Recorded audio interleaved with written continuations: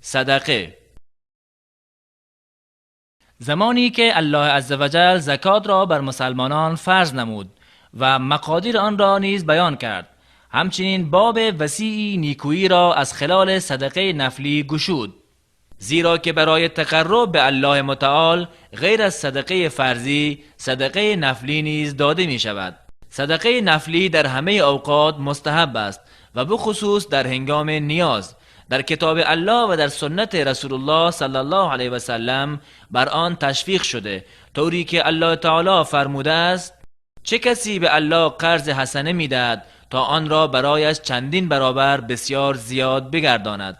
و نیز رسول الله صلی الله علیه و سلم فرمودند: کسی که به مقدار خرمایی از کسب پاک که الله تعالی جز پاک را نمیپذیرد صدقه بدهد، الله تعالی آن را به دست راست خود میپذیرد و سپس آن را برای صاحبش پرورش میدهد، همان طوری که یکی از شما کره اسبش را میپروراند تا اینکه مانند کوهی بشود.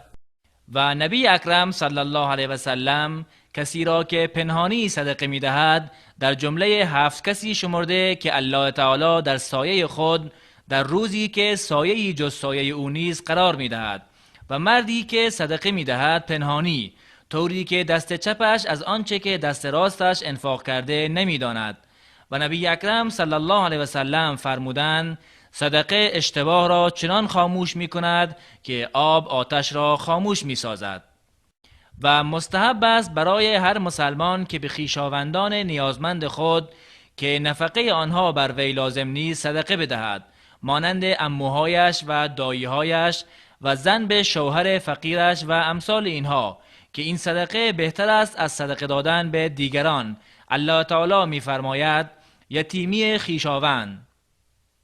و در حدیث شریف آمده است: صدقه بر مسکین صدقه است و صدقه بر خویشاوندان 2 چیز است، یکی صدقه و دومی ارتباط خویشاوندی.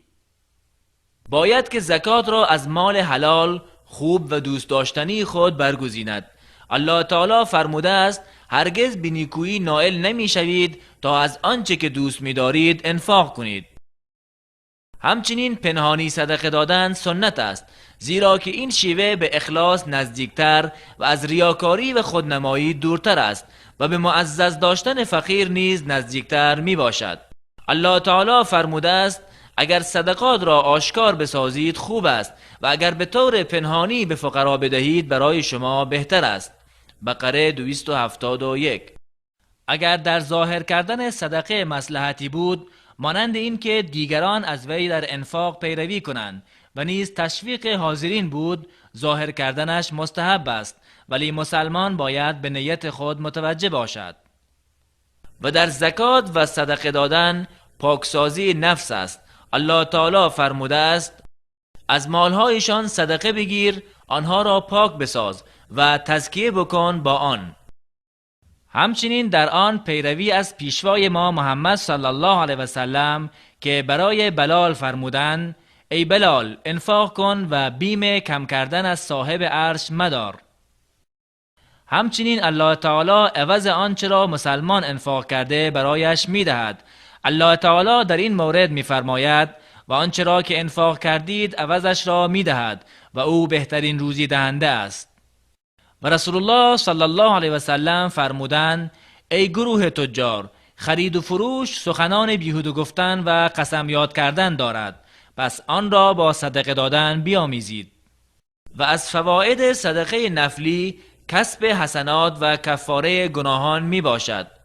و رسول الله صلی الله علیه و سلم فرمودند: کسی که به مقدار خرمایی از کسب پاک که الله تعالی جز پاک را نمیپذیرد صدقه بدهد، الله تعالی آن را به دست راست خود میپذیرد و سپس آن را برای صاحبش پرورش میدهد، همان طوری که یکی از شما کره اسبش را میپروراند تا اینکه مانند کوهی بشود. و بهترین پیامبران و سخاوتمندترین مردم صلی الله علیه و سلم فرمودند: زمانی که انسان بمیرد عملش منقطع می شود مگر از 3 چیز: مگر از صدقه جاریه و یا علمی که از آن استفاده کنند و یا فرزند صالحی که برایش دعا کند.